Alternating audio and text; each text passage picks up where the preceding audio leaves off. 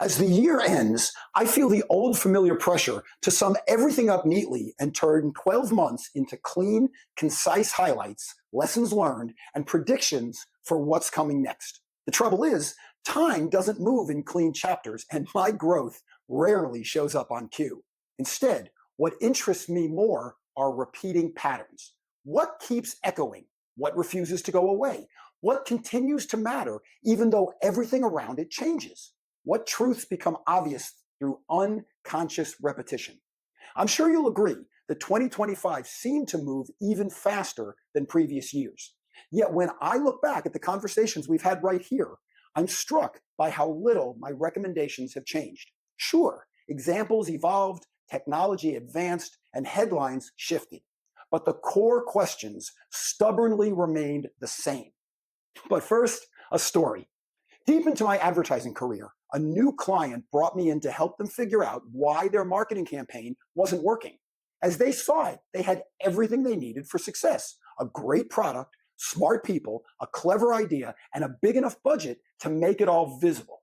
They wanted me to show them the simple tweak that would fix their problem. So I listened for a while and then asked them a simple question.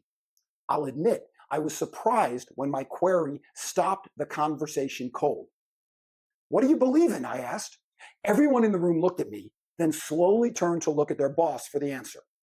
Throughout 2025, I wrote about this belief gap through stories about messaging breakdowns, unclear positioning, and the uncomfortable question most people avoid answering out loud.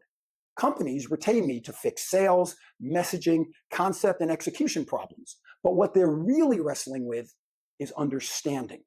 Businesses assume they need better marketing when what they need is a clear understanding of what they do and why they matter. Leaders think they need authority when what they're missing is an understanding of presence.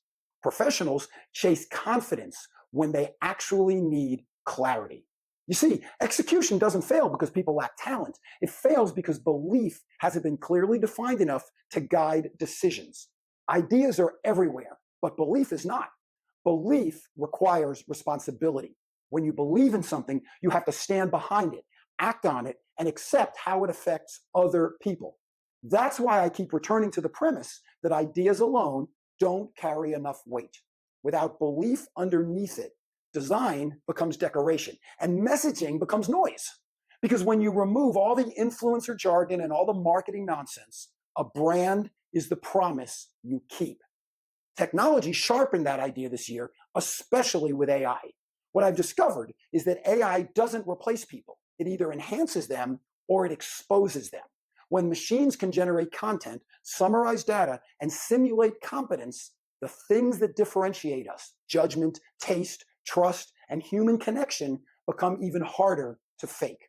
Technology doesn't lower the bar for being human, it raises it, and clarity and presence become even more valuable.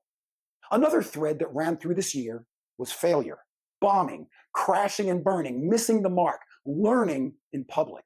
We live in a flash in the pan culture that celebrates polish and skips the scars, leaving most people unprepared for real work. But professionalism isn't built by avoiding failure. It's built by surviving it, learning from it, and continuing anyway. So I shared stories this year, not to glorify falling down, but to normalize it. After all, confidence without experience is fragile.